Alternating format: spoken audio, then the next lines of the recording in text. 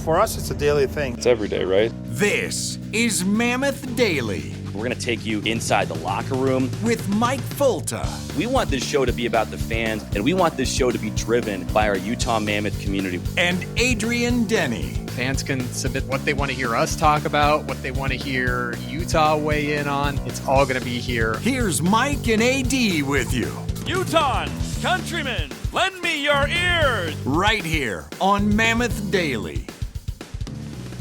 A good morning to you and everybody all along the Wasatch Front here on Mammoth Daily. Mike Fulta and Adrian Denny with you. We are your Hockey Night in Utah radio crew. AD, we've got some space here as the schedule kind of opens up for the Mammoth. And even though the post office was closed yesterday on MLK Day, even though kids weren't going to school, you couldn't go out to the slopes if you have the base pass with your Icon or Epic Pass, we were still punching the clock. We follow the hockey schedule, Mike. Team practiced, so we went to work. And if the folks had the day off yesterday for Martin Luther King Day, our Monday morning power play covered a lot of great stuff from the homestand. You can go back and listen to it. We talked about playoff odds, talked our top 5 stories of the week. Always some great stuff. Great start to January for the Mammoth. So after this, you can go back and it'll still be current because we've got a couple days here between games. Don't play again till tomorrow, Mike. Some R&R, much needed for the radio booth. And we appreciate everybody who has come up to us, especially this last weekend at the radio booth, including our new friends Joe and Dee Dee, who came up and said hi, and their sister Layla, who was in the Toyota Club. I do not blame you, Layla. But wanted to say happy birthday to Layla as well. It was her birthday this past weekend. So always great getting to meet some new folks. But Adrian, I know that in this kind of interim between games, longest really break that we've seen for this group since, well, if you take out the Christmas break, the Olympic break, longest break of the year, a few days in between games. I know that you have been digging, looking at the analytics, and we're not going to bury people in numbers this episode. We're not going to build a rocket ship to Mars or anything like that, but we do want to kind of acknowledge some of the numbers, the stats that the coaching staff looks at, coaching staffs around the NHL look at to kind of see their team's progress, even when it's hard to maybe determine that based on results. Because as we know, in a random game where a puck can take a random bounce, there is some randomness involved with the final results, but a strong play that shows up in the analytics, that's what these teams are trying to strive for night in and night out. Yeah, so don't worry. Never with us are we going to go over your heads. Believe me, right here. We're simple, we're easy, we're conversational because Mike, that's what we understand. It's got to be basics. So we're not smart enough. No, not at all. Let's start with expected goal percentage here, Mike, and 5-on-5 expected goals percentage. That's 5-on-5 goals in a game, the amount that you're expected to score in the game as a whole. So the Mammoth, 6th in the NHL, 53.3% of the expected goals in the game they play 5-on-5, Mike. Simple enough, right? 6th in the NHL out of 32 teams, 53.3% of the expected 5-on-5 goals in games they play, the Mammoth are expected to score, which means the opposition expected to get, 46.7% of the goals to make that be 100%. Simple enough, Mike? Starting simple, I like it. Look at the teams that are ahead of Utah in the rankings. There's only 5 of them, and they're pretty good. Colorado, Carolina, who's always a very good analytical team, Tampa Bay, hottest team in the league right now, the Ottawa Senators, who have been very good analytically, but have just gotten the league's worst goaltending all year. So they kind of buck the trend up here in the top 6. And then the Pacific Division leading Vegas Golden Knights. So some pretty good company with Utah at the top of this chart. You look at the teams at the bottom of this chart, Adrian, and maybe these are some teams that the analytics folks would tell you are going to trend down. Like they're getting lucky. They're not very good at 5-on-5, but they're getting really good goaltending, or their power play is really hot. The big one that stands out to me is San Jose, a team that's been competing with Utah for a wild card spot. And we've mentioned this as well, but people keep betting on the Sharks to tail off, and they have not yet. So we'll see. But the analytics folks at hockeystats.com don't like the Sharks 5-on-5 play this season. And they got Will Smith back over the weekend on their road trip, and he came in and scored a goal. But it's been Macklin Celebrini and his skill with guys like William Eklund just creating offense on their own and defying the analytics. So that's expected goal percentage. It's the expected goals in a game that you're expected to have versus your opposition. Mammoth looked good there. Mike, let's look at expected goal percentage versus goal percentage as it actually is. And you'll see the Mammoth, again, in a good spot. The top right of this grid, for those of you on YouTube, is the teams with the best goal percentage and expected goals percentage. So you can have an expected goals percentage that's good, but you don't score a lot of goals, you're going to be in the bottom right. If you don't generate a lot of chances and you don't score a lot of goals, you're going to be in the bottom left because you're going to be minus.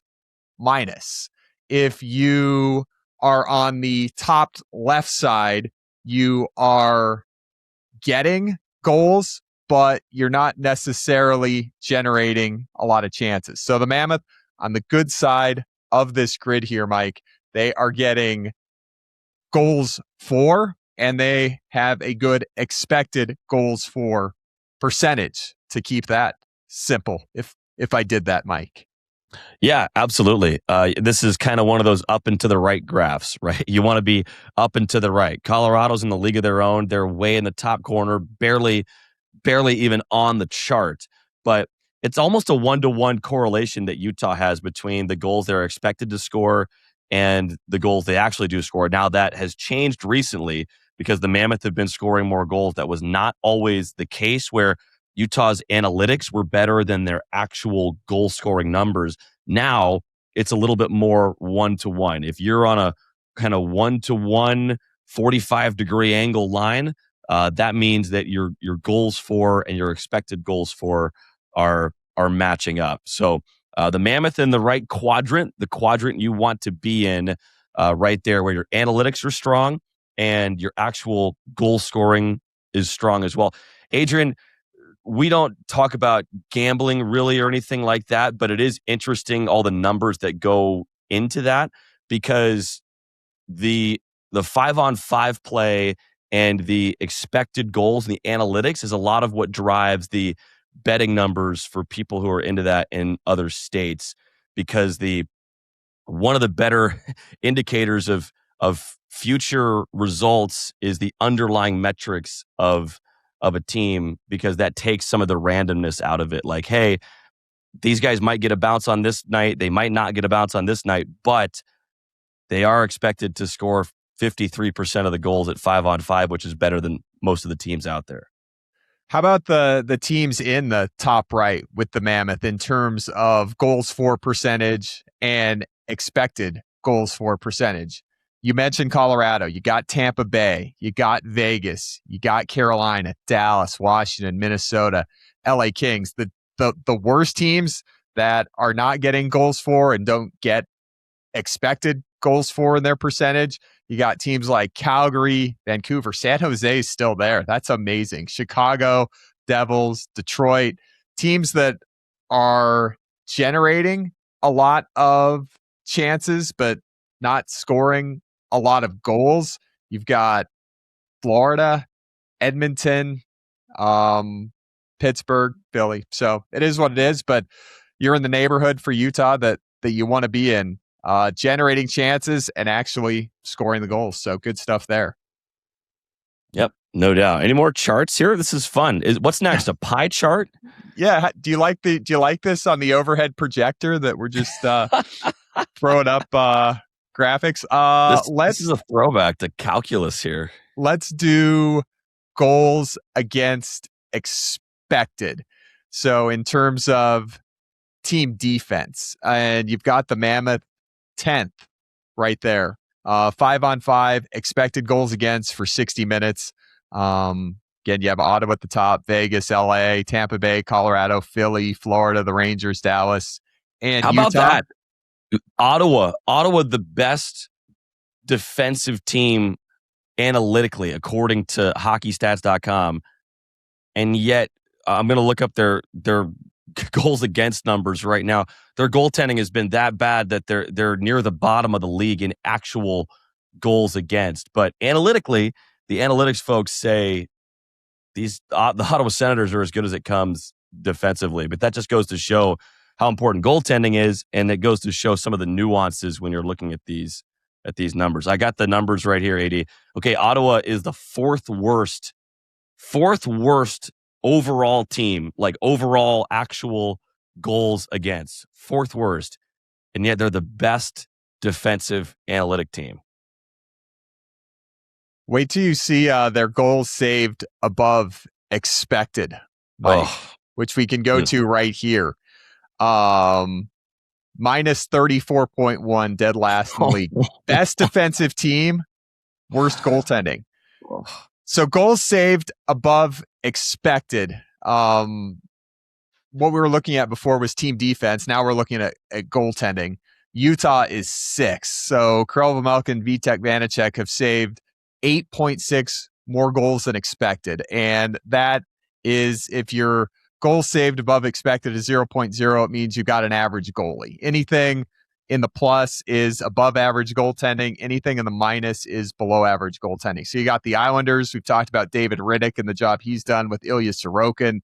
The Caps, Avs, Lightning, Seattle, Utah, 6th in goals saved above expected. As you see, the numbers reflect that, with Krell, Vejmelka leading the league in wins. So Utah, Mike, we've talked about it all year. Offensively, defensively, the metrics, the analytics look good. So goal percentage, expected goal percentage. So you're scoring goals, you're generating chances. Your goals against expected is good. That's team defense. Goals saved above expected. You're in the top 6 right there at plus 8.6. Really surprising to see Winnipeg in the bottom half in the negative numbers in goals saved above expected. I don't think anybody expects that when you have Connor Hellebuck as your goalie.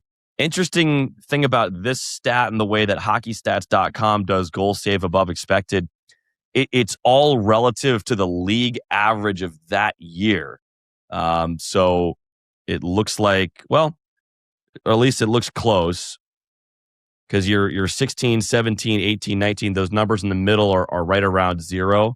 And so I'm actually not sure. I shouldn't say that. I'm not sure if it's relative just to this year, or if you could have a bad goaltending year or a good goaltending year, and that would affect the numbers. But it does appear to be relative to the rest of the league, and the goaltenders around the rest of the NHL. So we use Sportlogic for a lot of our stats, a lot of our hockey numbers internally for our broadcast crew. If you ever see those stats, those high level numbers pulled up on SEG Plus, those are typically coming from our friends over at Sportlogic. So a lot of great sites that do great work in the analytics community. You'll see some differentiation occasionally between numbers, but most of the time they're pretty similar. Okay, last one, Mike, is the biggest one of the day because Bill Armstrong referenced it last week. Here it comes. We pull up the standings in the Western Conference and we go over to the differential column, Mike. And you've got the Colorado Avalanche plus 75, Dallas Stars plus 24, Minnesota Wild plus 15, Vegas plus 15, Edmonton plus 12, Seattle minus 11, Utah a plus 18. Bill Armstrong referencing this last week during his weekly visit with Hans and Scotty on 97.5 the KSL Sports Zone. He said, we are pacing for a plus 15 goal differential. No team in NHL history, and I'm quoting Bill here, no team in NHL history has ever missed the playoffs with a plus 15 goal differential.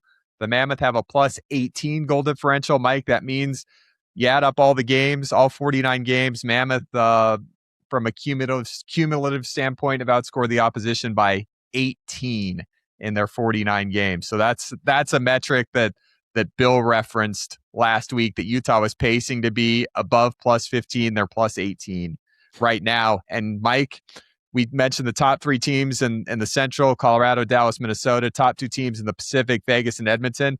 Nobody else outside of Utah fighting for a playoff spot has a plus goal differential. Yeah, it wasn't that long ago when the entire Pacific Division had a negative goal differential. It appears to be the weakest division out of the four, the Pacific. Although I'm hesitant to say that when you have Leon Draisaitl and Connor McDavid on a team and a Vegas group that just traded for a really good defenseman. We'll get to here in a little bit, but plus 18 is great. And there was a game we talked about this. I forget which one, but the Mammoth have a tendency when things are good to get out and run. The question for this team has become, can they win the icky, grimy, low-scoring, close games? We got at least part of an answer a few games ago against Dallas when the Mammoth won a 2-1 game. The Utah record in one-goal games, one of the worst in the NHL. It started to trend the other direction, where the Mammoth are finding ways to win these close one-goal games. I personally don't look at goal differential a ton. To me, Adrian, it's like yardage in football. A lot of times it can tell you at a high level, okay, can they move the ball? Can they stop? Can they get stops and things like that? But at the end of the day, you still need a good red zone offense, good red zone defense, good special teams, can't turn the ball over, all those things. And so goal differential to me is never something like I've worshipped. But as Bill was saying, you look at the numbers back over history and the last several decades tell you that goal differential does matter. And there are direct correlations between teams that have really high goal differentials and are able to blow teams out and win by a lot compared to, the teams that are closer to zero or even in the negatives. Wouldn't have brought it up, Mike, but Bill did. And I thought, okay. And over the course of the week, the numbers gotten better. Does goal differential count? This is our analytics segment. Does goal differential count as analytics? I mean, this is just addition and subtraction here. It's right at the beginning. It's elementary analytics. It's the first day of analytics. Well, that's great. Well, this was fun, AD, and we'll try to check back in on these numbers throughout. You'll hear us bring them up a lot when we talk about the team's performance. But you want to get to the mailbag? Yeah, I do. We've got some good stuff that's come in. Got a video message that we'll get things started with, and some other good messages. So we'll lead off with Eldon and a video message coming up next on Mammoth Daily to start our Tuesday mailbag. It's time for the Tuesday Mailbag. Welcome into your Tuesday mailbag. And Adrian, we threw up the bat signal yesterday. We were saying, hey, video submissions, extremely likely to make the show. And Eldon has delivered. Thank you, Eldon. Hey guys, love the pod. So as you guys are on the road, Matty McConnell is often posting his booth view videos of the view of the broadcasters have in other arenas. And I have noticed that Delta Center's setup for broadcasters seem to be a little unique, where you're not actually in a booth, you're just at the top of section 6-7 there. Is there any other arena that has a similar setup to Delta Center? And also, which arena has the best setup for broadcasters? Which arena do you love to go to the most? And obviously, which one has the worst setup? Which one arena is your least favorite one to broadcast from? Thanks, boys. Wow. Great stuff. Adrian, you want to start here and just kind of like, you've been in booths all across North America. Like, can you tell people what makes our setup so special and awesome? Yeah, I'd say, Mike, 80% of the broadcast locations are on a different level than the fans in the stands. And the radio location that we have to broadcast the games in section 6-7 could not be more fit for the identity of us and Mammoth Daily, because we are in the middle of the crowd and people have to walk by us to get to their seats. They can stop by, they can talk with us. We can high five fans after goals because we're literally that close. My setup at the Maverick Center was the exact same thing, Mike.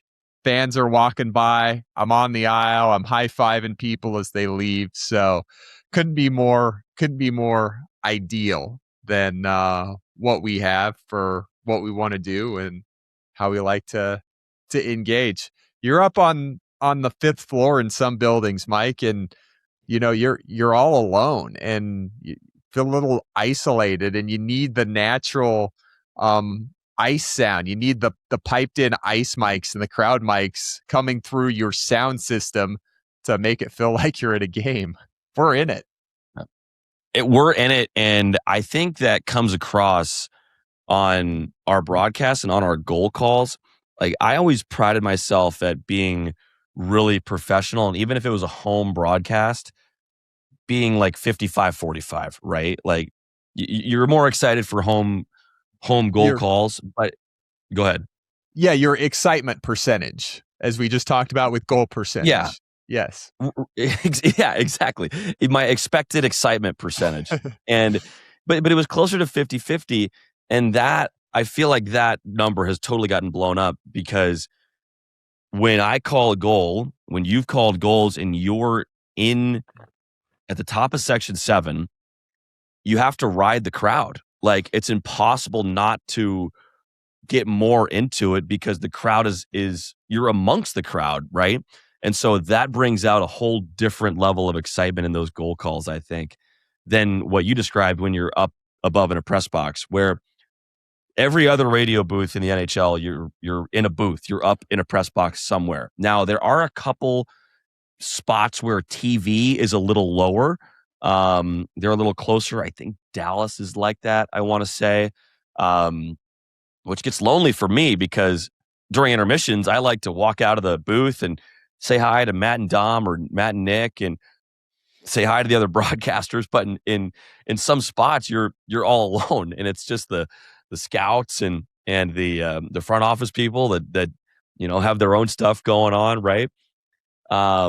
So in some of those buildings where you're up top, you're really, really far away. Like Edmonton, Rogers Place is incredibly far away. And the blue and the orange on TV, it's pretty easy to tell, I think. But when you're that far away, those two dark colors, blue and orange, are hard for me to pick up on. Like last year, you had Leon Draisaitl 29, Connor Brown 28. I know one's right-handed, one's left-handed, but it was so hard for me to tell. And I literally had to figure out, like, okay, that's Draisaitl. He's moving a little bit quicker. And, I think he's the right-handed shot, right? Brown's the lefty. But, yeah, there's some spots where it's really hard to see. A lot of times in Canada, they have gondolas. And so it'll be an apparatus that's hanging from the ceiling, essentially. And it's not like all the way back up against the wall of the arena. You can actually look behind you and see fans behind you. Now, you're not impeding their view. They're able to kind of look down underneath your gondola and see the ice. But that gondola allows you to get closer. So you're just kind of looking straight down at the ice. Montreal is like that. Calgary is like that. Vancouver has a gondola as well. It's a pretty Canadian thing. Seattle also has one. Detroit is unbelievable. Detroit has its own version of a gondola. Great broadcast setup there in an unbelievable building. That may be one of my favorites, along with Montreal, I would say. Winnipeg has a gondola. You can kind of like feel it move back and forth a little bit when you're up there. But so don't let that freak you out. But Winnipeg has a great view as well from dead ahead or directly above. But it is interesting. Like when you're that high up, AD, you really need the crowd pumped into your headset so that you can feel the atmosphere of the building, because you are so far removed from the people who are going crazy. Yeah, so I think we take our location, 10 all out day. of 10 every single time. 100%. Love it. Easier to see. The one thing is, like, these other places have media areas with like snacks and candy and all this stuff. It's nice to get some of that kind of in between periods, right? But we have Toyota Club for that, so not sure if we're allowed to go in, but just sneak down there until we hear otherwise, right? Ask for forgiveness later. The best part of it, Mike, is the Delta Center 2 years ago at this time was not an NHL venue. So for us to have lucked in to this spot where we're at is pretty awesome. And the NBA guys are mad because they're getting moved off the floor, right, to the top of the lower bowl. The NHL guys are ecstatic that they're getting moved down to the lower bowl. So it's kind of both sides meeting in the middle for forever. The NBA is courtside now. They're moving them out for the courtside seats, but we'll take it from an NHL standpoint. Always. All right, let's go to our next letter here on our Tuesday mailbag, and it comes to us from Brett. He says, I looked through the schedule between now and the Olympics yesterday, and I'm glad you guys touched on it. He says Utah sits at 54 points. Looking at the 4-game road trip and even the last 3 games before the Olympics, those aren't easy wins besides Vancouver. Brett's words, not ours. He says, my hope is at 63 points going into the Olympic break for the Mammoth. So that would be taking 9 of 16 points between now and going into the Olympic break with 1 game at home, 4 games on the road, and then a 3-game homestand. He says we need to be around 92 to 94 points to make the playoffs. So that means then 30 points in the last 25 games out of the Olympic break. He says, is this a good expectation over the last 8 games before break? So 8 games, not 9 games. But yeah, I think so. I think his expectations are pretty modest, Mike, pretty realistic. As you look at the cut line this year, around Christmas time, it was projected that it'd be a little less than the typical 92 to 94 points as well.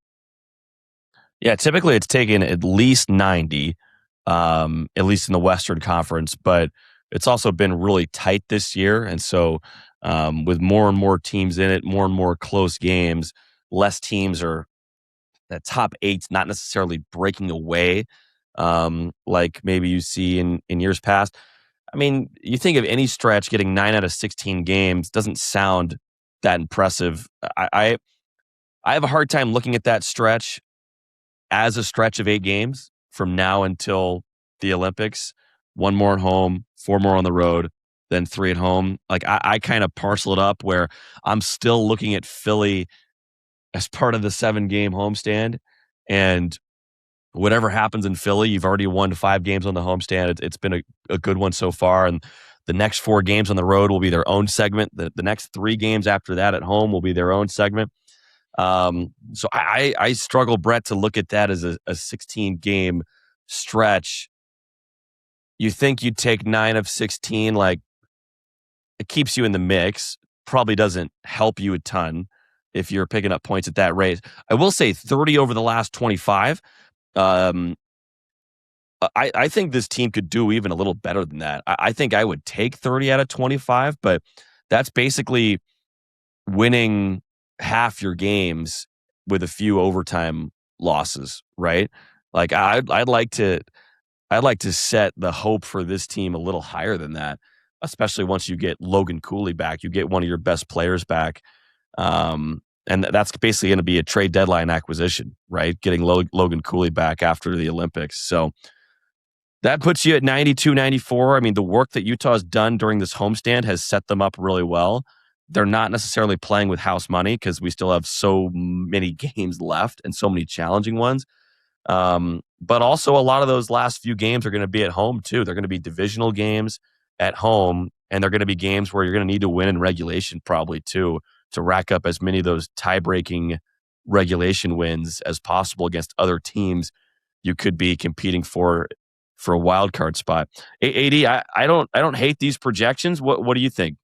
Yeah, I think they're very modest, very attainable. For instance, last year, Utah came out of the Four Nations break with 26 games left in the regular season. They went 14-8-4.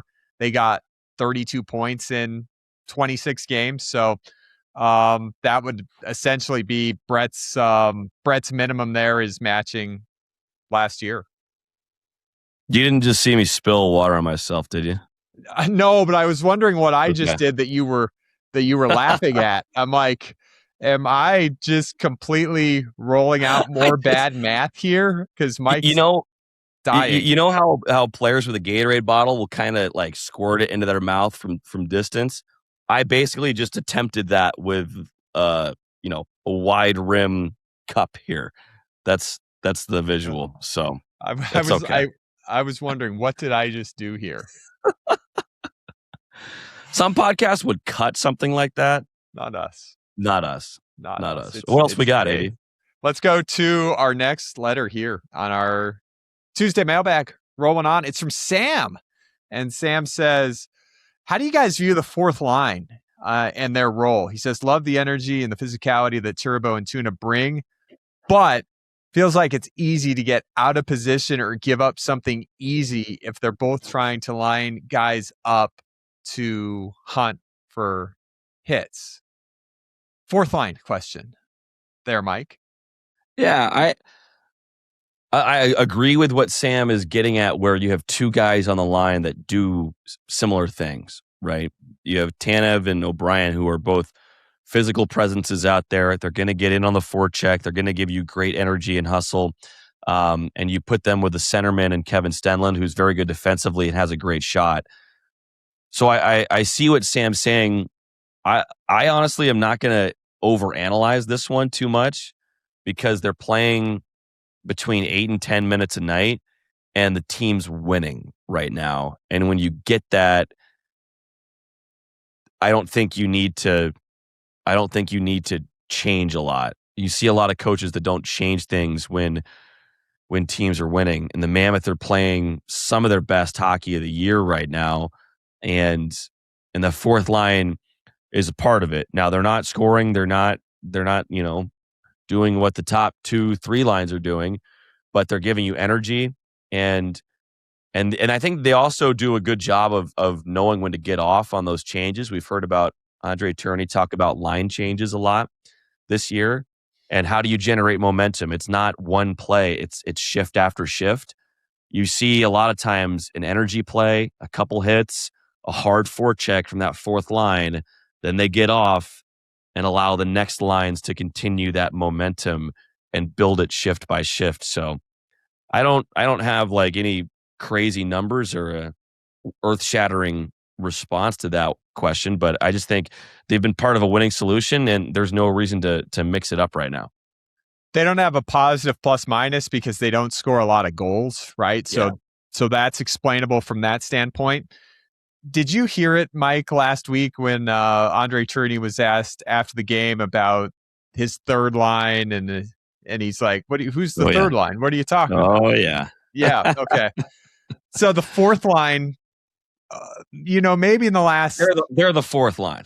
Yeah, yes, they are. They're a little more easy to put a number next to. Maybe in the last, 10, 15 years, as we've stopped labeling stuff as much as a society, calling the fourth line the energy line has kind of been, more of an appropriate way to describe them. And energy is it. If you look at the injection of Liam O'Brien coming into the lineup, it's had a positive impact on the Mammoth and their win and loss record. When he comes back in, it's had a good impact. Brandon Tanev now coming back in for the Mammoth. He's been out there for the last 7 games. They're 6-0-1. So him coming back has had an impact. They're also a very simple line in terms of how they play. They're not taking chances. They're not doing high risk, high reward stuff.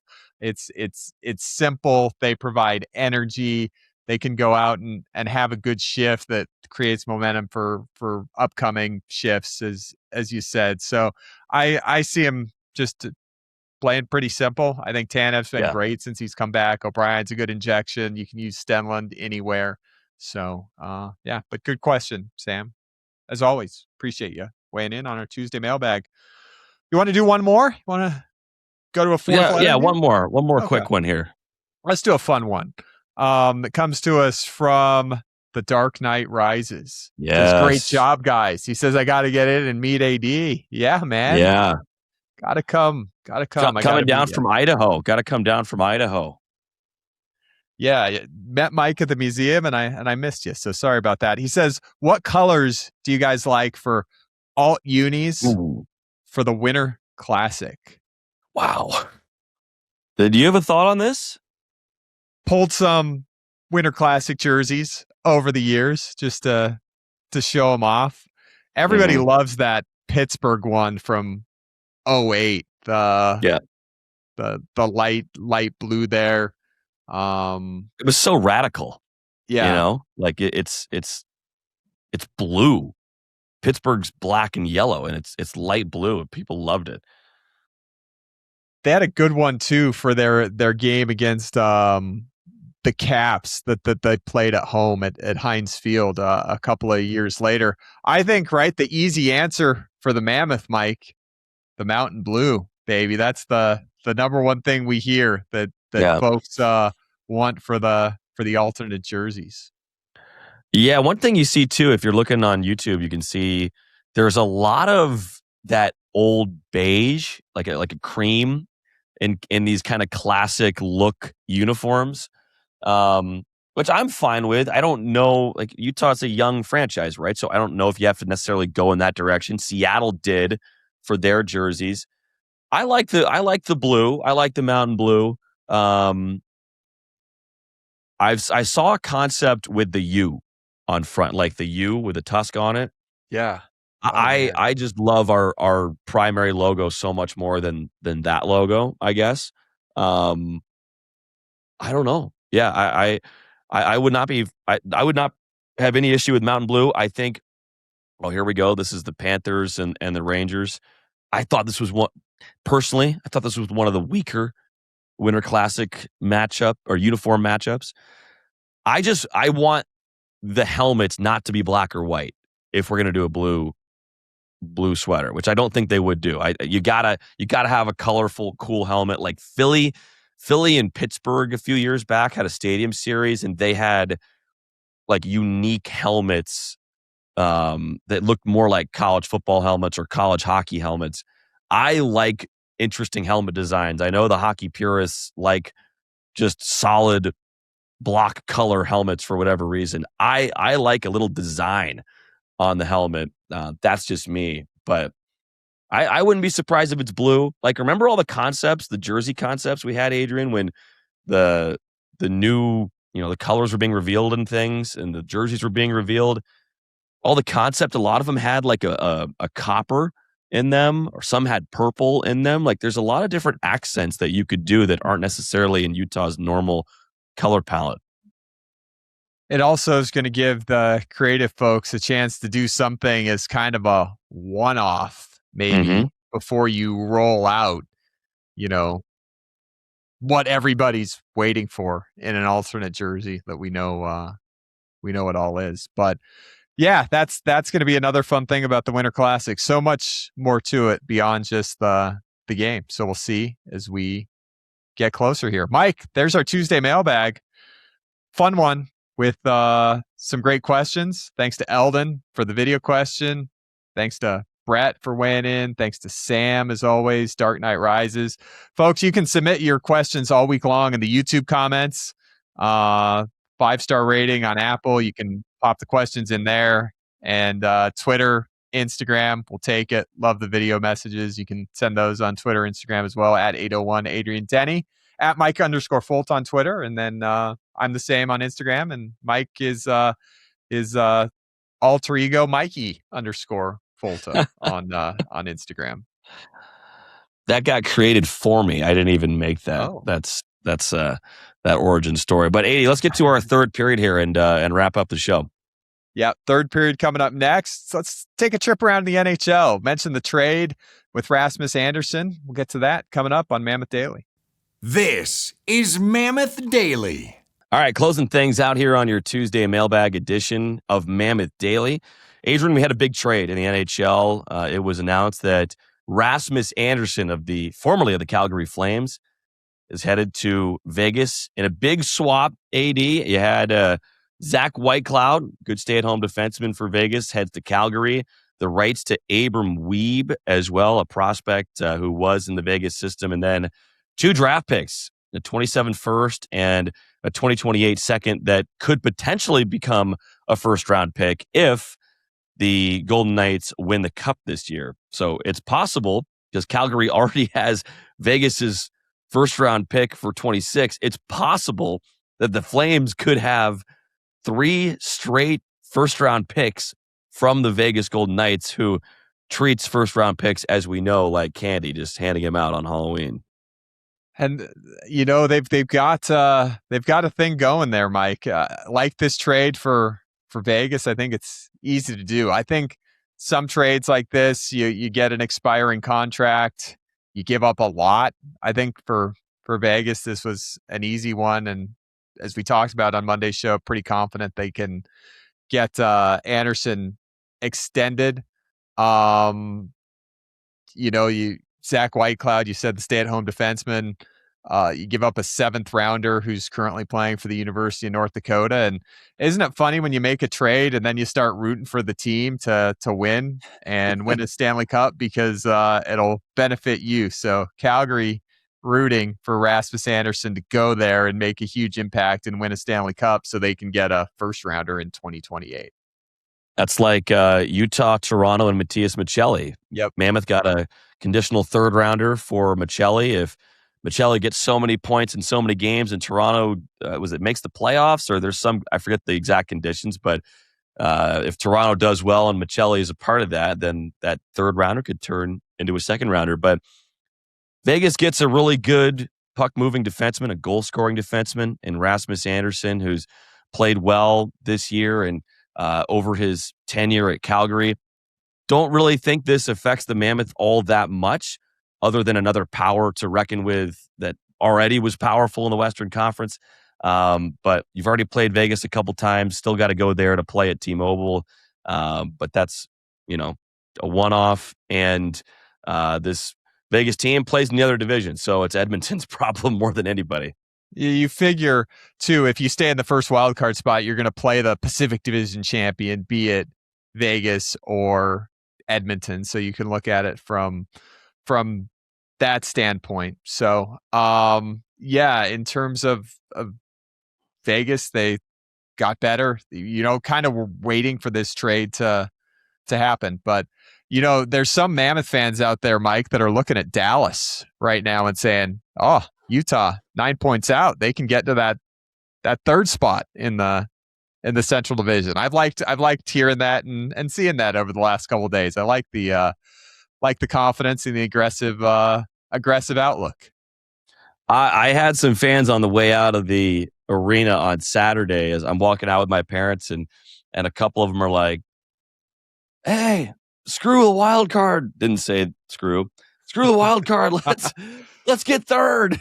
I was like, yeah, I'm gonna get my parents out of here before any more profanity. But I like the sentiment, though. I like the sentiment where Dallas is scuffled a little bit here, and the Mammoth are still 9 points behind the Stars and the Wild, so a long way to go still. But hey, you shoot for the moon, you miss amongst the stars. That's not great astronomy, but it is a catchy phrase and kind of the mindset I think that you're talking about. So, we talk about trades, Mike, and for the Mammoth, this is how I see it going. If they can find a trade for a player like JJ Peterka, who can be part of the long-term plan, right? They spent for JJ, gave up a lot, got him, but signed him to a 5-year contract to become part of this team's core to grow with them in to their championship window. Like Mikhail Sergachev, signing him as he was starting year 2, or trading for him as he was starting year 2 of an 8-year contract. He gave up a lot, gave up a couple prospects, but you got a guy who's going to be part of your core. If the Mammoth are going to make a trade and give up, some more big spend pieces, It's going to be for somebody that's going to be here for a while and become part of the core. If they're making a trade for somebody to help us make the playoffs, it's going to be a rental player that's contract expires, that's not re-signed. You're going to be giving up probably a third, fourth, fifth round draft pick for it. It's not going to be anybody that's part of the future for somebody you're getting that's not signed for any kind of term to be part of the future. The Mammoth don't look at this as their window yet for a championship. It's your first window to make the playoffs so you can start to get your team playoff experience, but you're not making the playoffs the first time with the expectation of winning the championship to go out and make deadline deals to get rentals to help you get to that point. So that's how I look at it, Mike. You get another Sergachev, you get another Peterka, then you're going to see a piece or two that was highly thought of and coveted, sent out. You're trading for somebody to help you make the playoffs this year. It's going to be probably a third, fourth, fifth round draft pick. And you are getting a trade deadline acquisition coming back after the Olympics and Logan Cooley.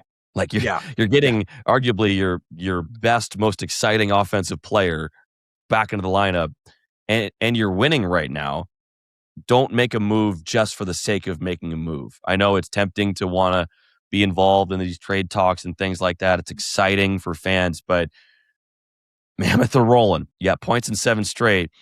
Now is not necessarily the time to make a move just for the sake of making a move. And Adrian, I have some great notes here. I think we're running long today. Would love to get to more of this tomorrow's episode on our Wednesday Odd Man Rush show. But it's like I said, things are going well. You got a big piece that's on the way coming back in Logan Cooley. And you don't need to necessarily be the one to go out and make a big splash just to get your name in the headlines. Alexander Kerfoot's another player that you go out and bring a guy in. That's a guy that you're probably bringing in, right? With experience, that's played over 600 games, that has been in the playoffs in 6 of his 9 seasons, right? He's listed as week to week as well. That's another player you hope to have back as soon as possible. Yeah. Well, good show today, AD. Fun one, fun mailbag. Thanks to everybody for submitting. We will see everybody tomorrow at the Delta Center. Utah getting ready to take on the Philadelphia Flyers, wrapping up the 7-game homestand. So far, Mammoth with 5 wins out of a possible 6, and points in 11 points out of a possible 12. So Utah rolling right now at home. As always, don't feel shy about coming by and saying hi at the top of Section 7 on the 6-7 side. But AD, anything else before we cut it loose? No, can't wait for another exciting third period tomorrow, Mike, with all the stuff we didn't get to today. We'll have an odd man rush. And hey, guess what? It's game day. So we'll get back into game day mode with Philly looking for 13 of 14 on the homestand.